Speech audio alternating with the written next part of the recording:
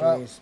Well, cheers, Nath. We've got through Black Friday and we're coming up to the fun part of the year. So we thought we'd just go down like we did last sort of video, go through all the fishing around the area. I think we'll kick off with what's happening on the trout scene.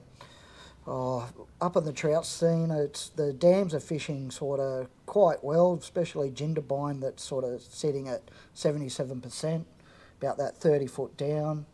The biggest hindrance up there at the moment is the wind, so if you can sort of find a nice little cove or those wind breaks, you should be able to sort of pick them up, especially on the yellow-winged Tassie's usually the best.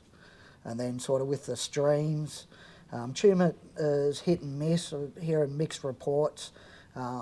Drift and bait seems to be the best way to go about it at the moment, with just drifting a wood grub or a worm or something. You should pick up some nice trout. Lure-wise, it'd be sort of just like some spinners, your selter, your rooster tails, they're working quite well.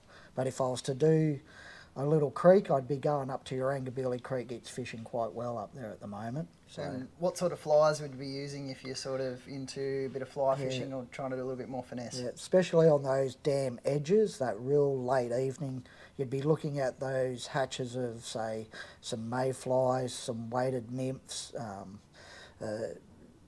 just sort of those bug type ones, beetle type ones, especially in that late evening, would be nice. You wouldn't have to go out too far. They'll be coming back into you towards the bank. So. And is that similar in, say, your Angabili Creek or up into further up in the Snowies? They'd be very similar.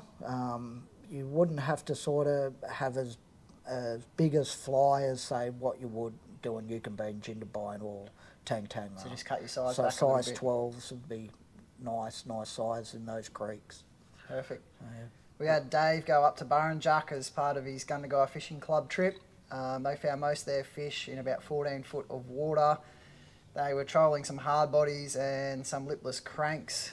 They said the water was about 19 to 20 degrees, and that's when they started catching their fish, when the water sort of got a little bit warmer. Otherwise, they were trolling their edges still. The fish hadn't come right up onto the edges, and they weren't completely fired up just yet for that trolling aspect. On the cast, I think it's still been late evening, late night sort of bite if you're scoping. But during the day, yeah, that more later evening when the water temp came up for your trolling those smaller fish. Coming back down into the river here, we're probably going to see less flows going forward. The irrigation season, I think there's less water allocation. The river is sitting at 2200 at the moment, which is pretty high, but nowhere near like what it was like last year. So that flow's come right down. Again, the biggest thing here is just wind. Pick your days without the wind and you'll probably have a lot of success because of that flow will come right down. Other dams, Blowring's been fishing really well off the bank. Just casting lures or just bait fishing off the bank's been producing good sized fish for the last couple of months now. And then Mulwala had their big classic on the weekend as well, and lots of fish were caught in that. A bit smaller size, but I think everyone was catching.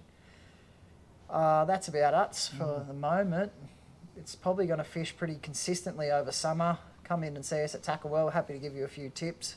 But yeah, I think the river's going to be a good choice once it peters out and this wind goes away. Thanks everyone. Cheers. Cheers.